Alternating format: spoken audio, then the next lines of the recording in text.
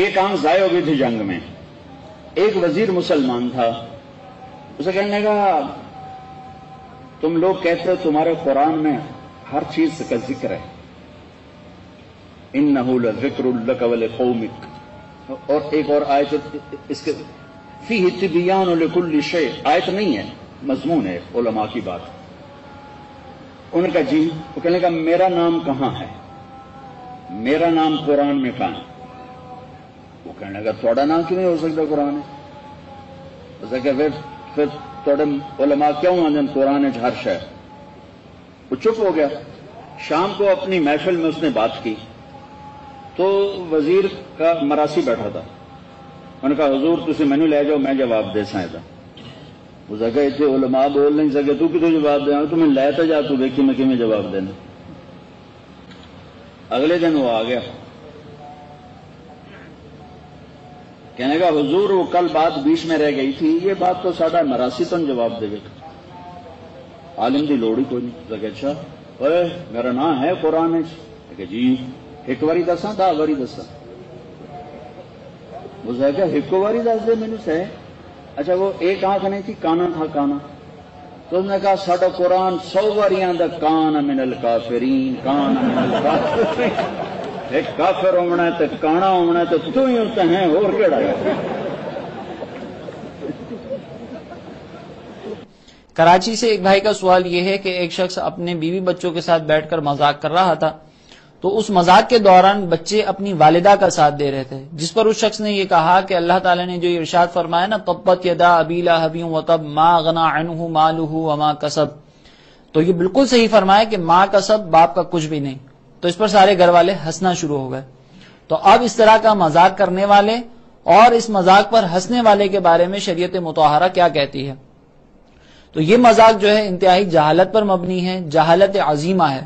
اللہ تبارک و تعالیٰ کی آیات کا نزول اس لیے نہیں کیا گیا کہ ان آیات کو اپنے مذاق کا حصہ بنایا جائے.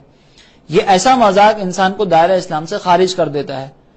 اللہ تبارک و تعالیٰ نے قرآن مجید میں ارشاد فرمایا کہ اگر کوئی شخص اللہ تعالیٰ کی آیات کا استہزاء کرے, ان کے ساتھ مذاق کرے, تو وہ شخص دائرہ اسلام سے خارج ہو جاتا ہے. جیسا کہ سورہ توبہ آیت نمبر 65 اور 66 میں ہے, نبی کریم علیہ الصلوۃ والسلام کو اللہ تعالیٰ نے حکم ارشاد فرمایا وَلَئِن سَأَلْتَهُمْ لَيَقُولُنَّ إِنَّمَا كُنَّا نَخُوضُ وَنَلْعَبُ, اے حبیب اگر آپ ان سے سوال کریں تو یہ ضرور کہیں گے کہ ہم تو محض کھیل اور مذاق کر رہے تھے. قل, تو اے حبیب آپ ان سے فرما دیجئے باللہ وآیاتہ ورسولہ کنتم تستہزئون, کیا تم اللہ, اس کی آیات اور اس کے رسولوں کے ساتھ مذاق کرتے ہو؟ لا تعتذروا, تو کوئی عذر پیش نہ کرو. قد کفرتم بعد ایمانکم, تحقیق تم اپنے ایمان کے بعد کافر ہو چکے ہو.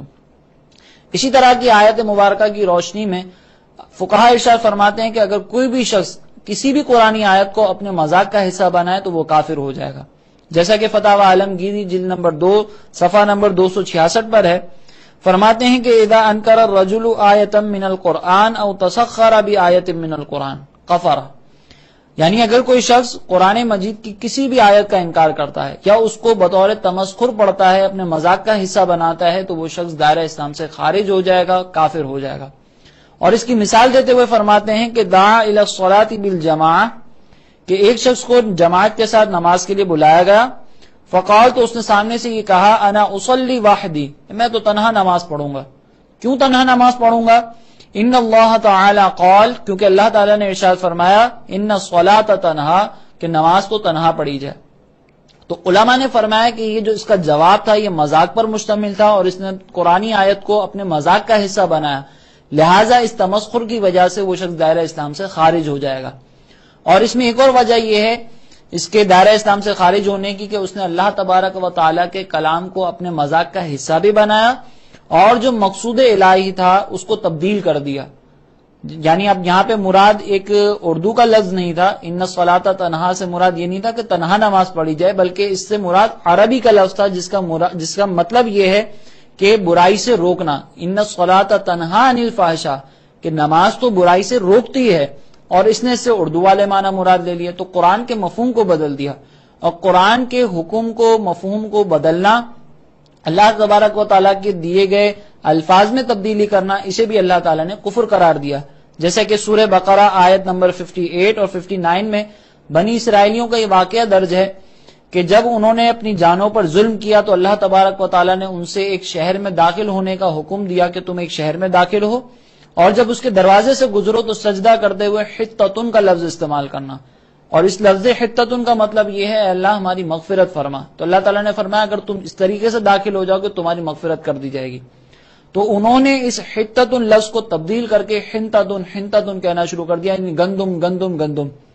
تو اس پر اللہ تعالیٰ نے ارشاد فرمایا فبدل الذین ظلموا، پس تبدیل کر دیا ظالموں نے قولا غیر الذی قیل لهم، اس قول کو جو ہم نے انہیں کہنے کے لیے کہا تھا اس کے غیر سے بدل دیا۔ فانزلنا علی الذین ظلموا رجزا من السماء بما كانوا یفسقون، تو ہم نے ان ظالموں پر آسمان سے رسوائی کو نازل کر دیا ان کے فسق کی سبب۔ اور اس کی وضاحت میں علماء یہ فرماتے ہیں کہ جو ظلموا مراد ہے انہوں نے جو ظلم کیا تو یہ ظلم کفر تھا، کیونکہ انہوں نے اللہ تبارک و تعالیٰ کے قول میں تبدیلی کر دی۔ اب آپ سوال میں دیکھ لیں کہ انہوں نے بھی اللہ تبارک و تعالیٰ کے کلام میں تبدیلی کی ہے، اس کو بطور تمسخر پیش کیا۔ یعنی ایک تو ماں کسب، اس سے مراد یہ نہیں ہے کہ ماں کسب اور باپ کا کچھ بھی نہیں، بلکہ اس سے مراد یہ ہے کہ ابو لہب نے جو کچھ کمایا نہ تو وہ اس کے کام آئے گا اور نہ اس کو کوئی مال و متاع اس کے کام آئے گا آخرت میں۔ اس سے مراد یہ ہے ماں کسب یعنی جو اس نے کمایا۔ تو اب اس لفظ کو تبدیل کر کے اس آیت کو بطور تمسخر اپنے مذاق میں شامل کرنا یہ بھی کفر ہے، لہٰذا ایسے مذاق کرنے والے پر لازم ہے کہ وہ شخص تجدید ایمان بھی کرے اور تجدید نکاح بھی کرے۔ اور جو اس پر ہنسے ہیں تو اب یہ دیکھ لیا جائے کہ جو لوگ اس پر ہنسنے والے ہیں انہوں نے اس مذاق کو پسند کرتے ہوئے ان کی ہنسی جاری ہوئی ہے یا بے اختیاری طور پر وہ ہنس پڑے۔ اگر تو وہ اس مذاق کو بالکل صحیح سمجھ رہے تھے اور اس مذاق کو بالکل انجوائے کیا انہوں نے تو ایسی صورت میں ان پر بھی یہ حکم نافذ ہوگا اور یہ لوگ بھی دائرہ اسلام سے خارج ہو جائیں گے۔ اور اگر ایسا نہیں تھا، بے اختیاری ہنسی تھی، یعنی ہنسنے کے بعد فوراً ندامت ہوئی کہ یار یہ تو اللہ تعالیٰ کے کلام کا مذاق اڑا دیا، یہ تو بہت بری بات ہے، یعنی اس طرح کی کوئی بھی بات اس مذاق کے رد عمل پر پیدا ہوئی کہ یہ مذاق صحیح نہیں تھا اور بے اختیاری ہنسی نکل گئی تو اب ان پر کفر کا فتویٰ نافذ نہیں ہوگا، لیکن پھر بھی ان پر احتیاطاً توبہ کر لینا، یہ انہیں حکم دیا جائے گا کہ وہ احتیاطاً توبہ کر لیں تو اچھی بات ہے۔